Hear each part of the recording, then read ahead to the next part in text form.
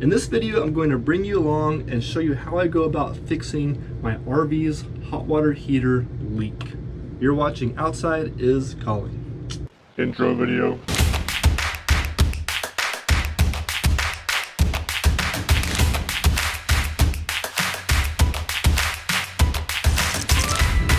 So RV plumbing is nothing anyone ever looks forward to, typically because the plumbing is hard to get to, it's in compact or confined spaces, and it's just a pain in the butt. In our case, this is a 2002 American Eagle motorhome. 2002 they used PEX pipe, which I have here. However, the fittings or the connections they used in 2002 are different than the standard connections. And so I'll share some more on that here in just a minute. I'll have to do some workarounds and some modifications to make this all work well. In our case, I found a leak nearby the RV hot water heater. It was one of the valves, and it was leaking about a drip every 10 to 20 seconds ballpark.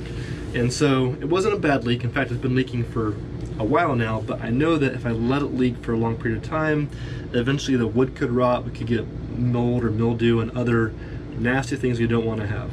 So real quick, for those of you new to the channel, my wife Jenny and I and our son Tucker, about 2 years ago, we made some major life changes that allow us to now travel full-time in this motorhome. So this motorhome is not just a weekend warrior. We actually are living in this a large part of the year, and so these leaks and small things are actually pretty important to fix. I guess to summarize our story and make a long story short, we just found ourselves wanting to travel more and explore and see more things, and our old lifestyles didn't allow that. So we made some major life changes that now allow us to travel full-time in this motorhome. We've been down to Mexico, up to the border of Canada, all over the place, you name it. More info, if you want any more info, it's on our website at outsideiscalling.com in the About Us section. But back to this water heater. So in our case, this is an Atwood 10-gallon hot water heater. There's all different sizes and manufacturers out there, but they're all gonna be similar. You're gonna have a hot water pipe coming out, cold water pipe going in. You're gonna have, typically in our case, we have a three-way valve that's there to drain the system and to winterize the system. And so that's actually what the weakest link was. That's actually what was causing our problem, was that three-way valve. So I'll show you. This is our bedroom sink, and our hot water heater for the whole RV is under the sink. It's a 10-gallon Atwood, and the electrical connections are here. It does have an electric hot water element. It also has a propane heating system, which is accessed from the outside of the RV. But here's our pipes coming into the tank, and then over here, hard to see, hot water to the other part of the RV, and the cold water coming in to the tank. I'll kind of I'll hold this in place so you can kind of see how it was set up before I took it out. So this actually sits right in here like that. And this valve right here, this is a three-way valve, and I believe its main purpose is for winterizing the RV, but essentially it's a three-way valve that will tie in the cold and hot water piping together. And this valve right here, where this valve stem's at, is where the leak was at.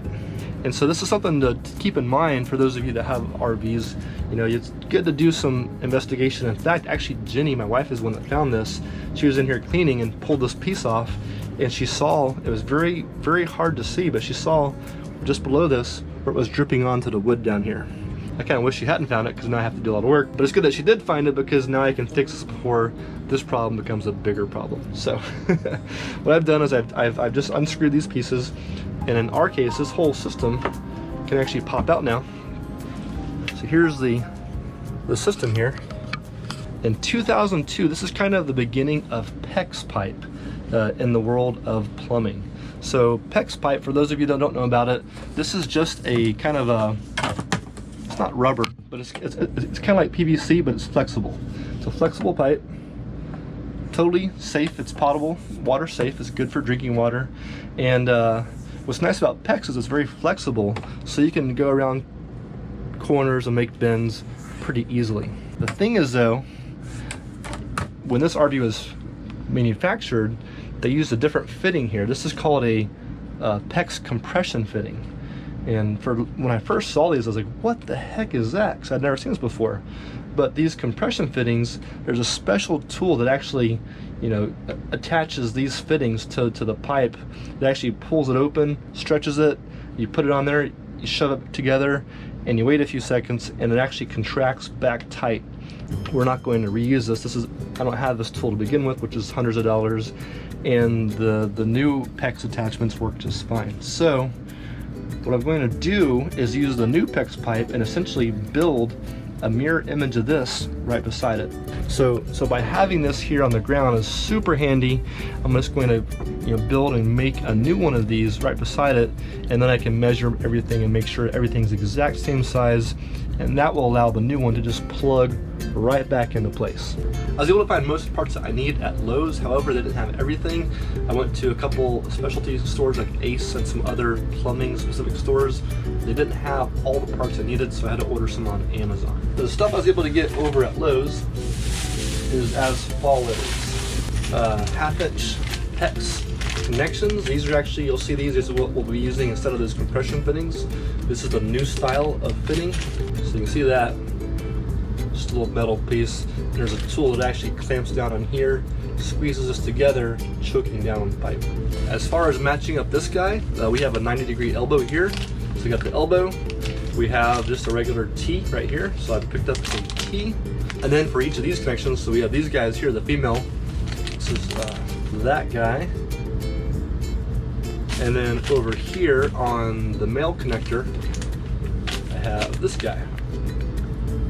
So I was able to source all these locally. However, I couldn't find a 3-way valve for 1/2-inch pipe locally.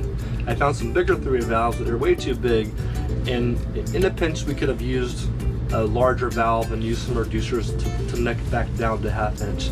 That'd be kind of silly to do all that. So I was able to go on to Amazon and find the appropriate 3-way valve. Let's see if it's in one of these bags over here. This is actually not the valve, this is the War of Art. This book was referred to me.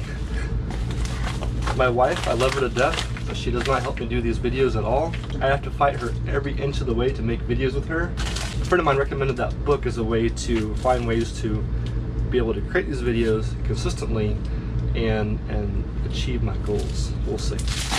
Okay, let's see what we got here. It feels heavy. I think this is it. Okay, here we go. So here's our new 3-way valve. And I went ahead, I spent $5 more. They had one of these for $19, but it didn't say that it was lead free. This was $25 or $24, whatever. I'll put all these parts and pieces I'll put in the description for any of you that need to do this yourself. But essentially I spent a few dollars more on this guy because it stated it was lead free. In our case, my wife and son and myself will be drinking from this water potentially, and so we want to make sure we use safe parts that will not put lead in the water. I imagine I could probably get a regular valve that doesn't say lead free and we'd be just fine, but for $5 to add peace of mind, I went ahead and spent a few bucks more. Let's open this up.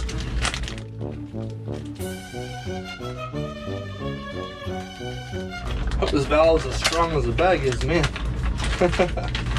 All right, here we go. I also ordered the fittings, these 90-degree elbows here.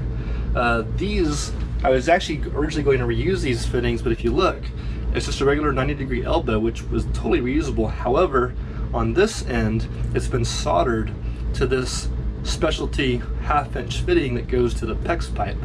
And so I could probably, heat up and remove this piece and resolder a new one on, but I went ahead and just ordered new elbows that are just threaded on, made for the PEX. So I'll show you that next.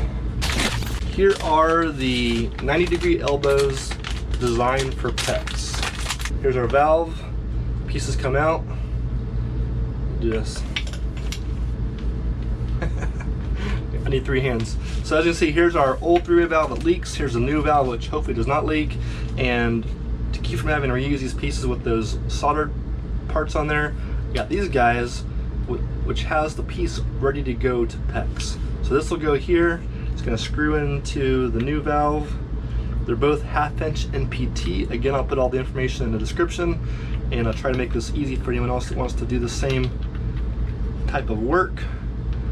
But these are 1/2-inch NPT is the thread of this, and then this is PEX, 1/2-inch PEX. But anyways, I'll put Teflon tape and do this properly. But just to show you kind of how this will look, that'll be like that, right here, like that one. Now I want to throw one more thing into the mix.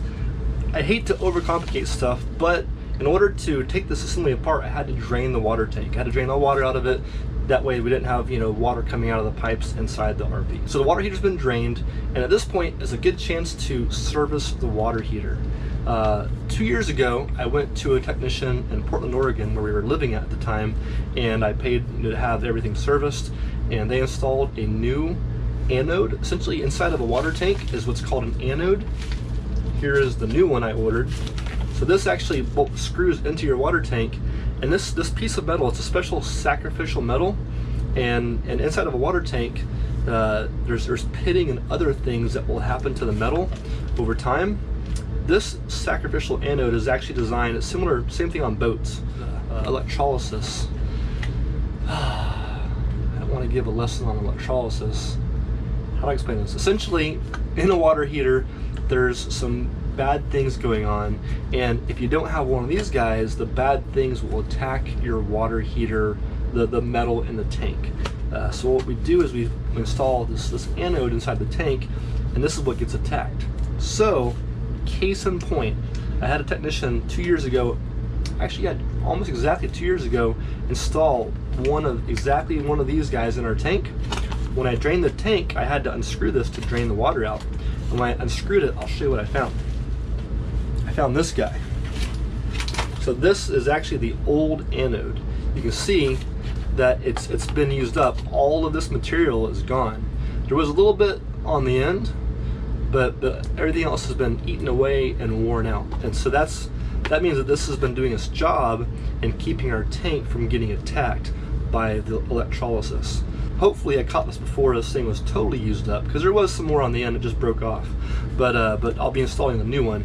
I believe Dometic and Suburban are the other most popular RV water heater tanks. And I did find out they actually do have different size threads, so if you don't have an Atwood tank, make sure you don't buy the same ones as I have here, because these won't fit in your tank. But if you do have an Atwood tank, these are the exact sizes.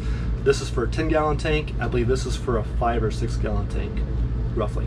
In my case, I'll be returning this guy and installing this one, because this has a lot more of the material that will help protect the tank for longer. While I was on Amazon, they're very good about having the little thing, oh hey, you want a new anode, don't you want a new flush valve? And so I went ahead and I spent $9. Probably a waste of money, but this is a hot water tank flush. Essentially, it mounts on the end of your hose, and you can shove it inside the water tank and blast some water pressure into your tank and clean it out. So this goes onto your hose, just have an on-off valve, and then on this end I have a directional sprayer, so I can spray inside the tank and clean it out pretty good. After seeing how much damage has been done to that first sacrificial anode that I showed you, the anode, I definitely want to make sure and wash the tank out well and ensure that we have a nice clean tank before we put the new anode in there. So I'm sorry to get off topic off of fixing the RV water leak, the pipe leak, but there's a good chance if you're doing the same thing, you're gonna have to drain your water tank as well, and this is something good to do while you have it drained. Go ahead and service it. This was $9 on Amazon. I believe the anode was about $10 or $12. So for about 20 bucks, I'll have a new anode, I'll have the tank flushed, and peace of mind knowing that it's actually in good shape. Oh man, this is gonna be like a 5-hour long freaking video. I'm sorry. I'm trying to keep this short and to the point, but I don't want to leave out any of these important pieces that might help you when you're fixing your RV or water system. One more important thing to point out is that even though this is for an RV, if you find yourself, a lot of this stuff is the same in houses and other plumbing applications. So this isn't necessarily just for RVs. In fact, in a lot of our house remodels, stuff we've done in the past, I've used PEX throughout the house, both 1/2 inch and 3/4 inch PEX pipe. So this is great stuff to learn and know for both your RV or even for doing around the house. Okay, so I'm gonna pause the video, I'm gonna get all my tools together, and we'll start building out this new piping system. I did actually take a quick run over to the local plumbing store. I found that when I started assembling this 90-degree elbow into this valve, unless I go all the way tight, if I have it anywhere out here, there's a lot of flop to it. I don't know if you can hear that. And anyways, I was worried that this might be a special valve that requires a fitting that actually compresses against the flange there. It's essentially a compression fitting. But I talked to the guys at the plumbing place. They didn't think this was a compression fitting, which would require a special type of fitting. So essentially they gave me the green light to continue forward. They claim that if I put enough Teflon tape on this elbow, that as I tighten this, it'll get nice and tight. So we're going to use Teflon tape. I did show you earlier I have pipe dope. I'll be using this for the heater, or the water heater anode, but I won't use it on this because this actually could put some flavor in the water and make the water taste kind of nasty. We don't really drink much out of this sink, you know, this is just for washing, but there is a chance of drinking out of it. You might brushing your teeth, whatever, so I figured I'll use the Teflon tape, which will be less likely to put any flavor or taste in the water. So, Teflon tape, 3 fittings. Okay, now I've got the assembly put together. The 3-way valve is now essentially, I have all the pipes going in the right direction. And now I'm going to get out some tools for the PEX pipe cutter. Very basic, cutting pipe. The PEX ring clamp. The ring is going to go into here, and these teeth will tighten it up. This is a handy tool, which I went ahead and purchased when I was doing our last house. This is a PEX connector cutter. This blade here will cut through the ring if you need to remove any old connections. Or, if, like me, you're learning what you're doing as you go, and if you happen to put the connection in the wrong spot, if you mess up, you can cut it off. Older style PVC systems where you're using glue and solvent, you know, if you mess up, you have to replace that whole piece or maybe even more. So what I'll do next is I'll want to lay out our parts and pieces to kind of get everything in order. It's nice to do that because then you can, in a very, you know, systematic way, go through and begin building your system. So I'm going to lay the pieces out, and then we'll come back and we'll start putting it together. I have 1 extra pinch clamp, so I recommend always having lots of extra parts because you're going to use them typically. So it means I get to make 1 mistake. If I make more than 1 mistake, I have to go to the store, which is a pain in the ass. I'm going to start cutting the pipe to fit, but we're going to come like this, come out to this valve. This is going to come up over to here. It's going to come down to here. It's got to come down to here. And this comes over to here. So we just got to cut the PEX pipe the exact same length and make sure we have all the same sizes as we have over here.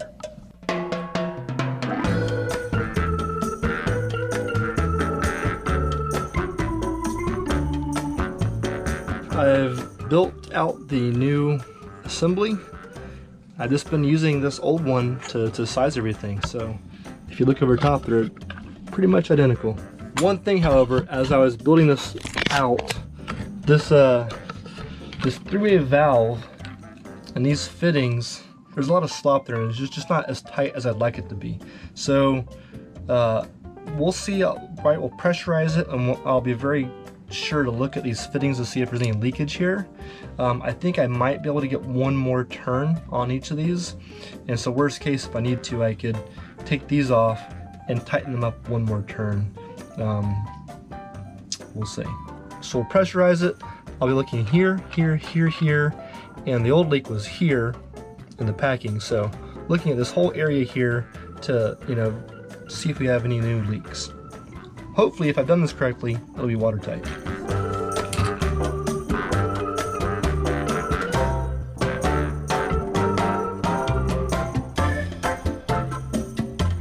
It went together pretty quick.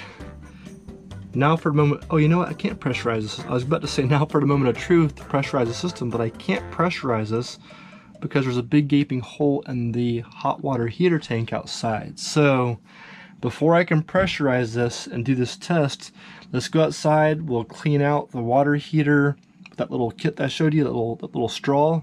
We'll clean it out and we'll put in the new anode, seal that up, screw it in, plug the hole, and then I can begin filling up the hot water heater tank and pressurizing the system to see if we have any leaks. I'm outside, I got my helper. What's the proper name of this thing, Tucker? Let's see. A water heater tank rinser is hooked up to our hose. Right there. And that is going to go in our hot water heater tank right here. Ooh, look at that, Tucker. Ooh, look at that. So right here is the drain.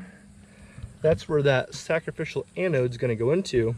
But before we plug it up, we got to shove our hot water tank cleaner in there and see if we have any sediment or silt or other deposits in the tank that we can wash out. So we'll see. We'll see if it was worth the $9 or not. Go. What do you think? Oh, you're gonna close it? Ooh. Pick it up. There you go. Push, push, push. Grandpa has the water to the house shut off where we're staying at. We're staying with family right now.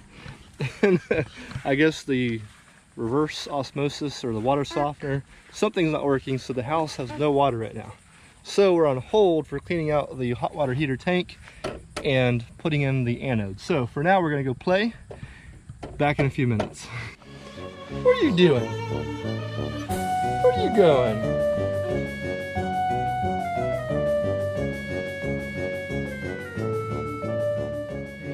We'll clean it out and we'll see what all comes out of here. The water comes and ports at 90 degrees. We've got some pretty good pressure.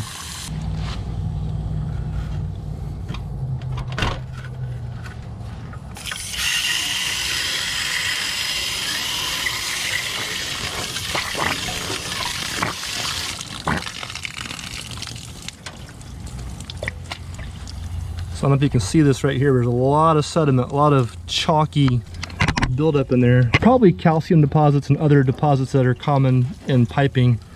And this is all inside the tank. So I'm gonna keep doing this for a while until the water comes out nice and clean.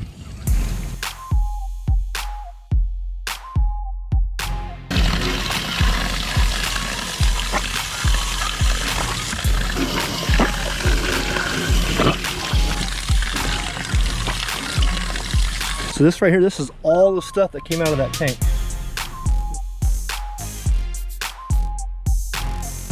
All right, so here is our new anode. And as I said before, here's our old anode. So you can see just what a major difference in these two. It's just, yeah, it's incredible how much electrolysis, how much this thing's actually been working. You know, seeing this, I'm actually glad. It means this thing's actually working and doing its job.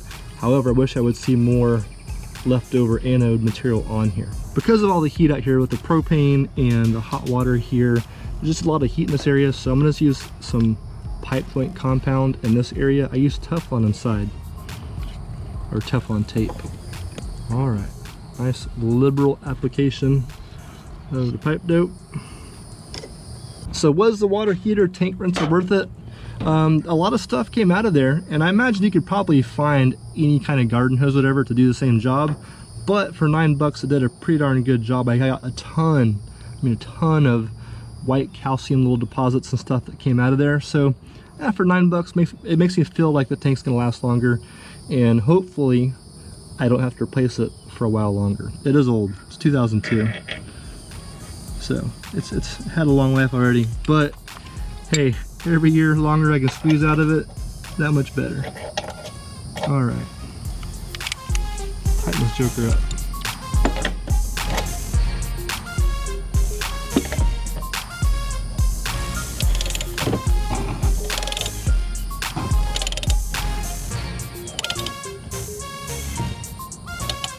All right, this is a big wrench. I don't want to put too much torque on this. That's pretty darn tight. All right, we are back inside the bedroom now where the water leak was at. Again, this is the old system, the old plumbing that was going to the old three-way valve, this bypass valve. I've now installed this new one. Again, I think I've already mentioned it, but if I haven't mentioned it, check out our description of this video. I'll put all the links in the description for the parts and pieces. If any of you need to do something similar, you can find all the tools and the pieces that I ordered off Amazon or at Lowe's. I'll have all those in there for those of you that might need to do this yourself. So we're now inside. Everything's hooked up. I've got it, I have it as tight as I can get by hand. These guys, I don't want to go with a wrench just yet unless they're leaking. They have these little ears on them, so hand tight should be pretty tight. So now, the moment of truth, it's time to turn on the water pump and see if, as we build pressure, see if we have any leaks. Oh man, I hope this doesn't leak. All right, here we go. Here's our water pump switch.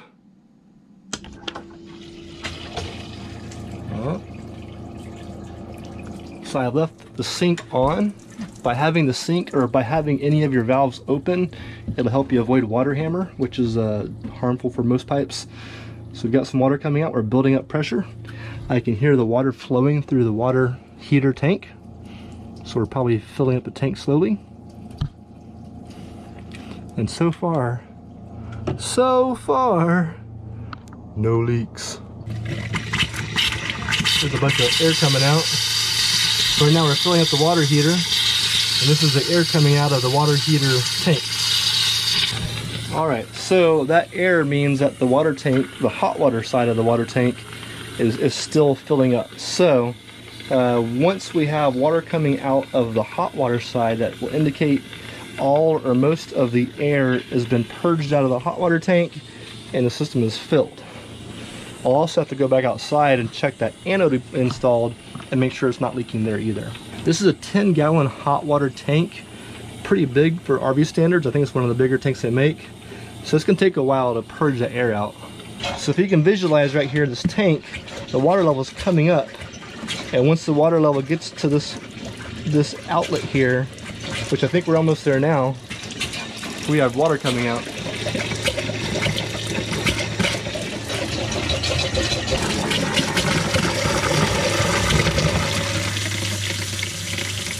All right, so nice solid stream of water. So now when I close this hot water valve, we're going to see the true pressure of the system pressurized. So here we go.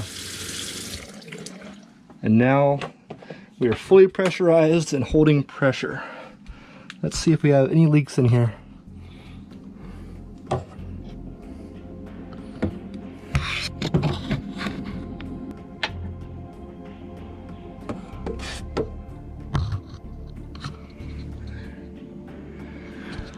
So far, it looks like we're watertight. I'm gonna let it sit for about an hour or two at pressure, make sure that the pressure holds. So I wanna check it every few minutes for the next hour or two. Let's go back outside and see that the water heater drain plug, the anode, is also holding pressure. You see all the crap we pushed out of the tank earlier. There's still all this white chalky residue. This is what was inside of our water tank. And right here is our plug slash anode. Most of this water here, this is from earlier when I rinsed the tank out.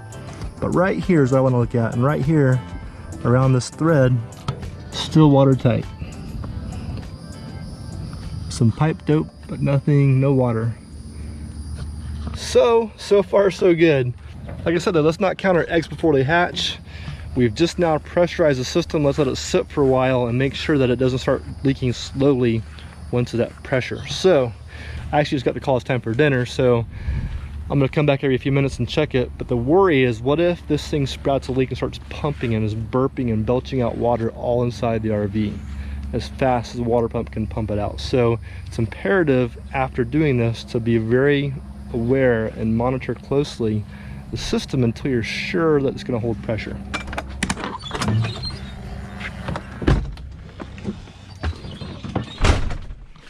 All right, so let's go back and check the inside water heater tank and see if we have any new leaks developing.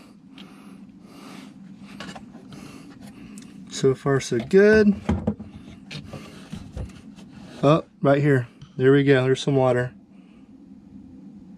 So this guy right here, I'm gonna have to come back and tighten this up or add more Teflon tape. You can see the water dripping down in there. So there we go. Bummer. So I'll turn the water pump off. and I'll have to drain the tank one more time and tighten that sucker up. That sucks. Hey guys, in today's video, I'm going to, what am I gonna do? Hey guys, in today's video, we're going to talk about, I'm going to take you along, I'm going to bring you along. Hello.